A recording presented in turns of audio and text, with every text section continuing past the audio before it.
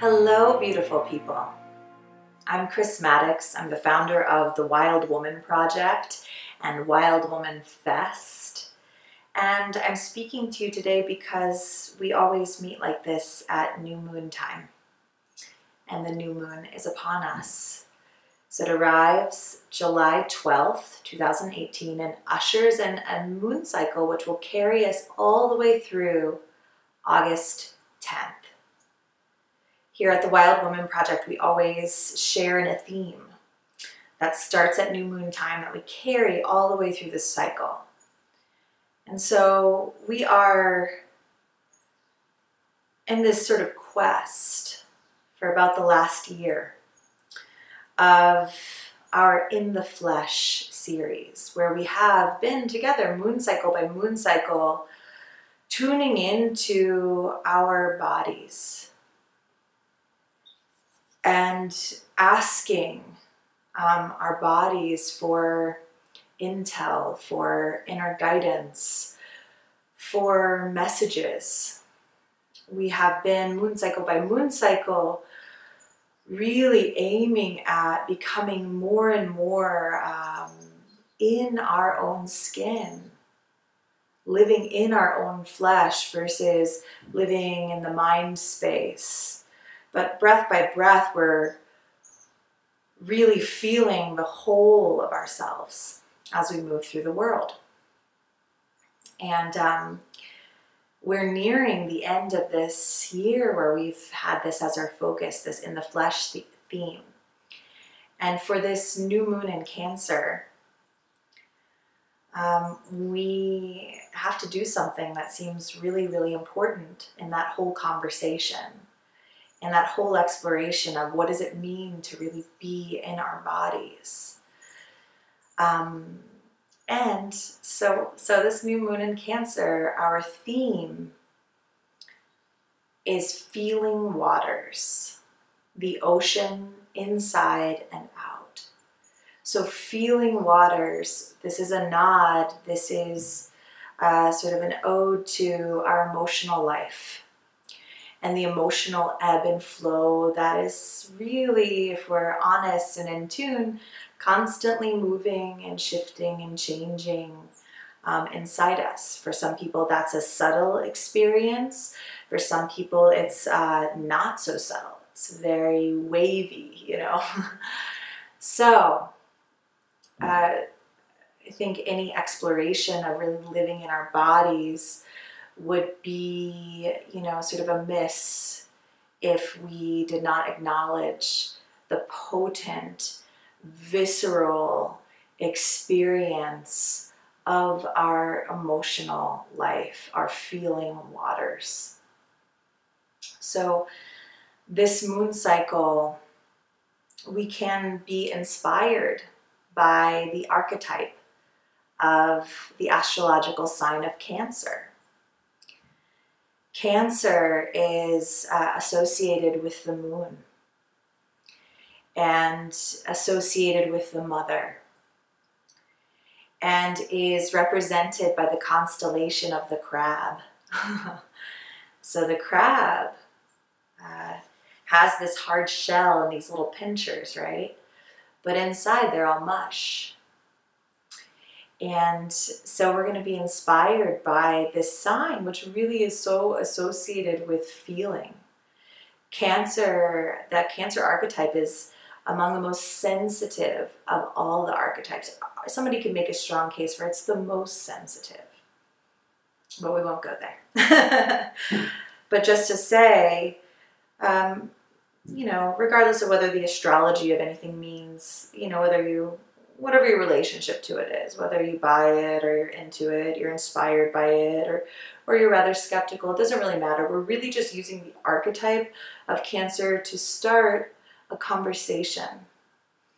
And the conversation this month, which really is an exploration, an inner exploration, is essentially, how can I listen to my feeling waters? How can I honor my emotional life? How can I make space for myself and the people that I love to actually experience our feelings? which is a very interesting phenomenon. We've been really so socialized to find negative emotions to be problematic or a sign that something is wrong. When in fact, having emotions, really the only thing that that's a sign of is that you're alive, that you're living, that you're engaging with the moment, that you care about what's going on. You care about the moment at hand or the person at hand. And I think so much of our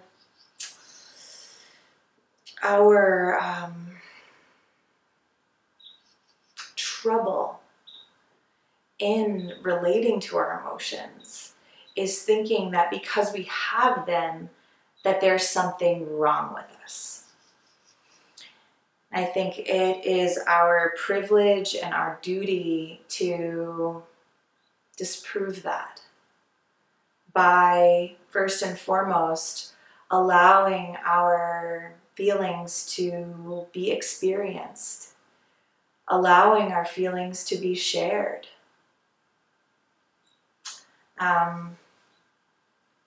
There's a story I want to tell you about a dear friend of mine.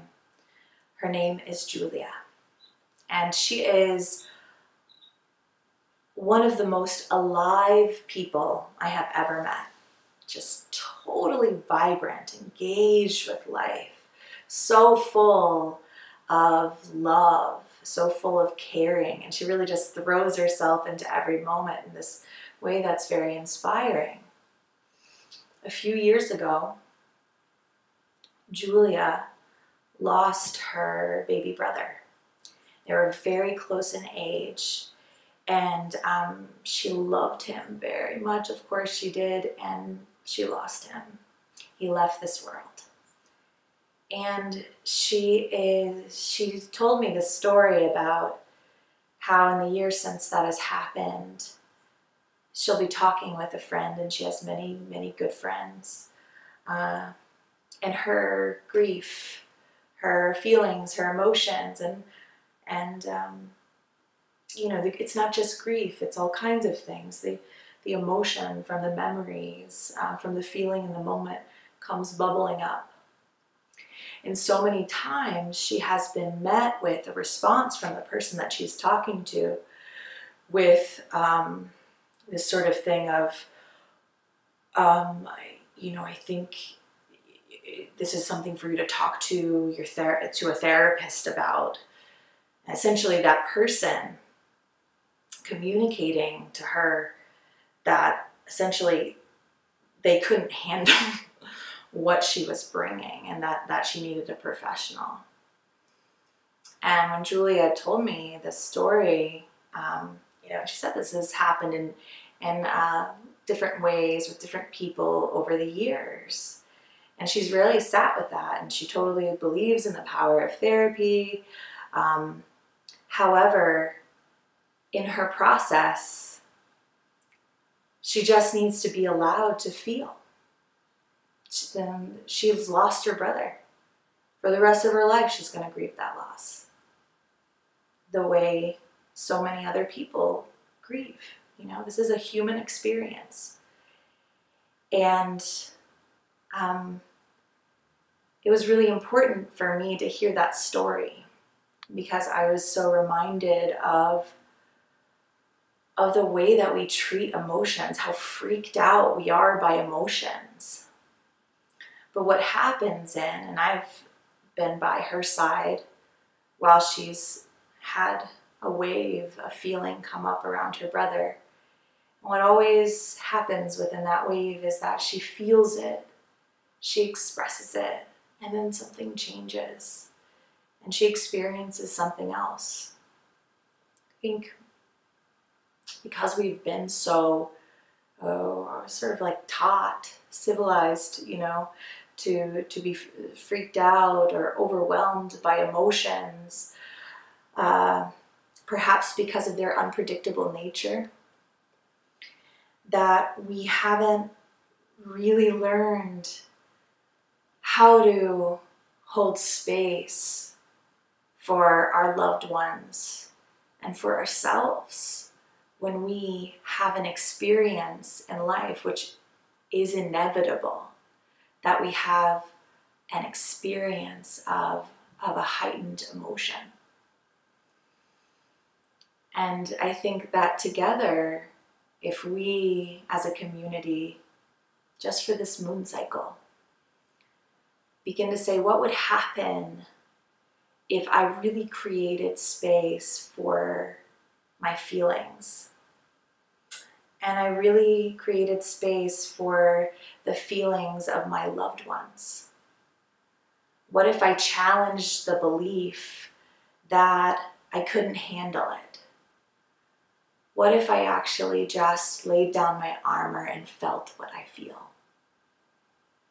I think that there's a lot of power in that, because so many people are walking around heavy-hearted and carrying around a secondary shame around it, a feeling that they need to be hiding that away.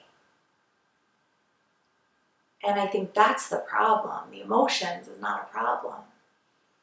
You know, we human beings, I think, tend to think that if someone's crying, there's a problem and there's something to fix. I tend to think if somebody's crying, they're being moved and they're alive. So I say all of that with an encouragement that to, be in an exploration of what it feels like and what you need to be able to feel your feelings. And for many of us, therapy is an incredibly good option. And to know that that exists, and therapy, a big part of therapy is having a space to feel. So I encourage you, if you're unsure about how to begin to explore this, to team up with a mental health professional. I really encourage people to go on Psychology Today, and you can look for therapists near you. Many of them offer a sliding scale. You can learn about their background and their specialties, because we are living in this time where we are being witness to so much, so many intense things that are beautiful and miraculous, and things that are terrifying and heartbreaking. And I think this learning how to be with our emotions, how to allow them, how to let them work their healing magic on us, is a new thing that we're learning how to do. And it's really a necessity because of where we are technologically, being able to see and experience things that maybe our ancestors, never got to see what was happening on the other side of the earth. I know for myself, last night I was watching Vice News, which is one of my favorite ways to receive news. And I just realized now that watching the news for me includes weeping. I cried watching the news. I didn't cry. There was moments where I said, yes, that's awesome. And there was a moment of deep, deep grief. And instead of thinking, I can't handle this, instead of thinking, oh, there must be something wrong with me, all I did was allow myself to weep, allow myself to feel what I had just seen, what I had just been witness to, and breathe with it. And eventually it moved. But I have no interest in shutting down my feelings, because I believe that if you shut down one feeling, you shut down the whole package. There's a wonderful passage from Khalil Gibran's The Prophet, where he talks about the relationship between joy and sorrow, and how essentially they are just two sides of the same coin. So if we want to experience joy and ecstasy and connection, we don't get to have that without also allowing our heart to break when our heart breaks. That we live in that dance between joy and sorrow. And so, like I was saying about my friend Julia, she is one of the most joyful people I have ever met. She's like a light beam. And I just follow her around for entertainment, honestly, and all the magic that she stirs up. So perhaps you can remember that dance between joy and sorrow, and that your grief and that your heartache is okay. And just like your joy and your ecstasy is okay, it's okay. It's all part of it. So this moon cycle, the invitation I think that we have is to give ourselves the permission to feel the deep and rich ocean inside. So if that seems like an exploration you want to go deeper with, that is the heart. That's the theme of our international network of Wild Woman Project circles. So you can look at the link below this video and find a circle near you. And each one is led by a trained facilitator who leads in her own way a journey that includes visualization and sharing and ritual and intention setting.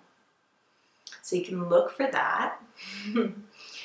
And if you don't see a circle near you, or you can't happen to make your local circle this moon cycle, I have made for you your new moon retreat, which is a meditation file. It's an audio file that you can listen to, and a really beautiful, colorful, magazine-looking PDF to inspire your new moon time. It has practices, it has some framework for intention setting, has some inspiring words just to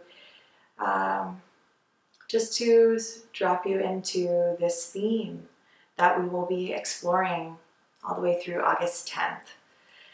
So thank you so much for your attention. It is precious, I know that. I'm wishing you a soul-nourishing cycle where you really create some space for you to actually feel.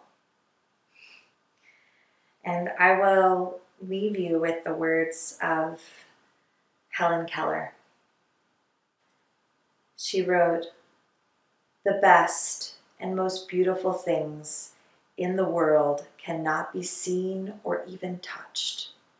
They must be felt with the heart."